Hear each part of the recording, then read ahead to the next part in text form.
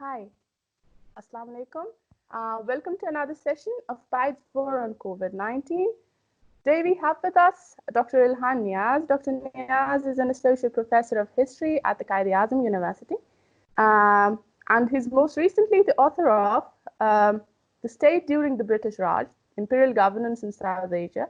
He's also authored several other books, of which his book, The Culture of Power and Governance of Pakistan, was awarded the Best Non-Fiction Book of 2010 at the 2011 Karachi Literary Festival. The same book also received Higher Education Commission Award of Pakistan for the Best Book in Social Sciences, Arts and Humanities for 2010. He has several other literary awards and accolades to his name, and he is a prolific researcher. He has published across many national and international academic journals. Assalamu alaikum, sir. Walaikum assalam. Thank you for having me on. Thank you very much, sir, for agreeing to do this interview, and at a very short notice. Thank you very much for being with us today. Sir, to begin with, I'd like to ask a question which is slightly historical in nature. And then maybe we can move on to the current pandemic and its effects on South Asia and in particular in Pakistan. So what I want to ask you is that historically the world has had several pandemics which have resulted in affecting millions of people. For example, SARS or MERS in the recent history, and the 1918 influenza. So how do you think such pandemics and other disasters affect economy, society, and culture? And how do you think this particular pandemic affects the same? Well, the first thing is that the effect of any disease, we can go back to ancient Roman times and the Antonine Plague, or we can go to the outbreak of the bubonic plague in the mid-14th century. The outbreak of these crowd diseases is fundamentally tied to, number one, the availability of large concentrations of people, and number two, the movement of a significant percentage of those people and commodities between these concentrations of people. So if we look at, let's say, ancient Roman plagues, we often hear that in Rome, the Roman Empire had an excellent road network. But that same road network that provided a tremendous amount of benefit in terms of trade and communications and military power was also the mechanism for the spread of devastating diseases from one part of the empire to another. And in a similar manner, when we look at more recent pandemics in a far more globalized world, we again see that these pandemics, they manage to spread months rather than within years, and they can have potentially catastrophic effects on a global scale. So the basic weakness that our civilizations or that our economies suffer from is that the more interdependent they are, the more vulnerable they are to these pandemics. But at the same time, the interdependence of these economies makes leaders very reluctant when the first evidence of a pandemic emerges to take decisions that will, of course, hurt the economy very, very badly, but might actually stop the pandemic or at least mitigate it enough in the early stages. So we see this happening again in the context of the current COVID-19 outbreak as well, where a large number of countries, including the United States, including even China, they initially try to downplay the outbreak out of fear of the economic consequences. And the result is that the outbreak happens anyway, and the economic consequences are as bad, if not worse, than if they had tackled it head on right from the first step. All right, sir. So, sir, as your work is primarily focused on the culture of power and governance, how do you think this pandemic will affect the culture of power and governance at national, regional, and then South Asian level, and then in particular context of Pakistan? Well, in terms of how it will affect our behavior, unfortunately, what we are seeing in a large number of countries, not just South Asia, but elsewhere as well, is that the cost of the measures required to stop the pandemic uh, is disproportionately borne by those members of society that have the least ability to cope with it The, the because of cost of the cost of the stopping the cost of pandemic. Yeah, what do you mean by the cost? The what I financial mean to cost? say is exactly that the financial, social, personal cost of fighting this pandemic is being borne by those socioeconomic groups that have the least amount of capital, the least amount of money saved up, the least amount of assets saved up. And this is a global phenomenon. I mean, you see this happening everywhere, where, in a way, the elite is getting a huge share of the bailouts and the economic assistance packages, and relatively small amounts are also being given to poorer advantaged people. But that's almost like an afterthought thrown into it in order to maybe prevent a kind of social unrest. So, when it comes to many countries, including ours, this pandemic, number one, is likely to enhance elite capture of decision making, elite capture over resources. And number two, it is likely to justify increasingly intrusive and repressive measures that can then also be used after the pandemic passes in order to retain a much higher amount of authoritarian control. For example, intrusive Well, method. for instance, the ability to trace contacts by using cell phone data means that whatever little data privacy you have in countries like Pakistan is likely to be eroded by this. And the reason, of course, being that you have to have the ability to trace these people. In a similar manner, you see different sections of the administration imposing very harsh local quarantine measures on basically poor neighborhoods that have one or two coronavirus confirmed cases in order to stop it from spreading. But you don't see this kind of measure being implemented in DHA or Sector F6, where presumably you would also have such cases, but where you have wealthier, more powerful people. On the same note, sir. On the governance side, do you see governments reprioritizing their choices anytime soon? Do you see it being reflected or some major shift in government prioritizing in the upcoming budget? Do you see something like that? Well, as far as the upcoming budget is concerned, with exports expected to fall by about 50%, and tax revenues expected to fall by maybe as much as 40%. I'm not quite sure what kind of further measures the government will be able to come up with unless international creditors are able to give it relief, are able to give it the space to borrow very, very heavily in the short term in order to meet the social and economic needs of the population to keep whatever safety nets are in place going. So, in a sense, the Prime Minister's appeal for debt relief is a welcome one that should definitely be supported.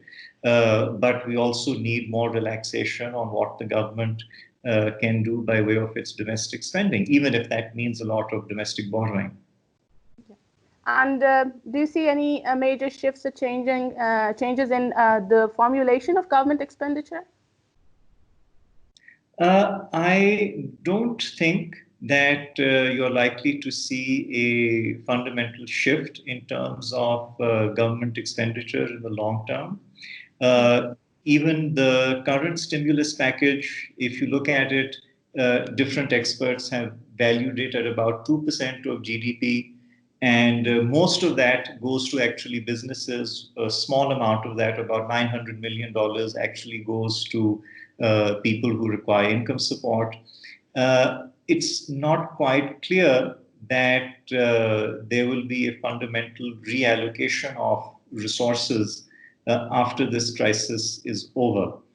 We faced severe crises before as well, but those have not been followed by any such fundamental rethink of how to organize our national political economy. But that was Pakistan's context. Do you think international organizations like UN, the IMF, and the World Bank will get more focused on health and other issues of public importance after this pandemic? Well, I mean, as a historian, what I can tell you is that organizations like the IMF, like the World Bank, have been pushing structural adjustment for the last 40 years. And for countries like Pakistan, that has basically meant a hollowing out of the public sector. It has meant withdrawal of subsidies. It has meant letting what they call free market forces or market forces play a greater role in the allocation of resources, etc. And this has coincided with Pakistan's economy becoming less and less competitive over the last 40 years. So I don't think that institutions like the IMF or the World Bank actually have real answers to these problems. Back in 2008, when the Great Recession hit, there was a great opportunity. But rather than bailing out people, they basically focused on bailing out the financial sector. Even now, as I mentioned earlier, much of the bailout money is actually going to wealthy corporations, not to needy individuals. And this is happening all over the world. So I fear that institutions like the IMF and World Bank are so deeply interfaced into the process of global capital accumulation that they are not honest brokers in this situation. So if that changes in the near term, depending upon the extent of the shock, that will be very interesting. But so far, I think they are more interested in bailing out capital than bailing out people. Mm-hmm. Sir, you mentioned the Great Recession, which reminds me of your work that I was reading recently upon how the Great Recession affected the millennial generation. How do you think this current pandemic will, turn this world into a different place for those we're actually lending this world to after us? So what kind of a world do you think the upcoming generation, let's say the Generation Alpha, is being given now? Well, I'm afraid that at least most of the evidence indicates that future generations are already set to inherit a dying planet because of what we've done to the climate, because of what we've done to the world's biodiversity. And this current pandemic is likely to exacerbate all of the short-term problems that we were facing. And in terms of inequality, in terms of availability of decent livelihoods, etc. So when we look at who is suffering the most from this slowdown, it's basically young people that are suffering the most. It's young people who are losing their education. It is young people who are losing their opportunity to get employment. It's young people who are basically going to suffer maybe 2, 3, 4 years of extremely low or negative economic growth. And after that, let's see what happens in terms of picking up the pieces. But again, the disruption itself, the cost of that disruption, is going to heavily affect people who are young. And the short-term disruption is going to affect them greatly. And the long-term disruption in terms of what's happening with the climate and the ecology, etc., that is also going to hit them 15, 20 years down the line. So basically, if you are a young person today, if you were born after 1995 or 2000, then frankly, you are going to inherit a legacy of ashes. On that note, sir, moving to some, at least short-term solutions, what are the most critical governance areas that you think the Pakistani government needs to pay immediate attention to in this moment? All right. The interesting thing is that our administration, and I speak of the administration at the federal level, provincial level, and local level, is basically organized to be operated by non-specialists. So you have an overall administrative structure where people, even if they are honest and even if they are capable of writing a good essay in English, do not necessarily have the technical know-how to do a lot of the things that a modern government has to do. Now, way back in 1962, Justice Cornelius was the chairman of the Pay and Services Commission set up by Ayub Khan. What he basically proposed was that we need to reorganize our entire administration in order to establish what would effectively have been self-contained, highly specialized ministry-based services. So the Ministry of Health should be staffed by people who are experts in health. The Ministry of Education should be staffed by people who are experts in education. The Ministry of Information should be staffed by people who are experts in that field, and so on and so forth. Now, his proposal was shot down. Basically, the then Civil Service of Pakistan, now known as the Administrative Service, effectively blocked that reform. And that was very unfortunate because at that time we had the funding and the resources available to gradually specialize our bureaucracy and our administration. That was not done. Then in the 1970s, rather than reforming the structure in a constructive manner, the First People's Party government politicized the service structure. It undermined whatever autonomy was there in the services, and it basically diminished the quality of the civil service at a very critical time in our history.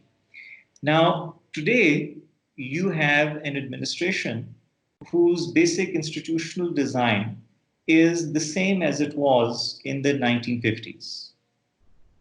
Its basic setup is the same. In fact, many of the laws, procedures that they implement are even older than that.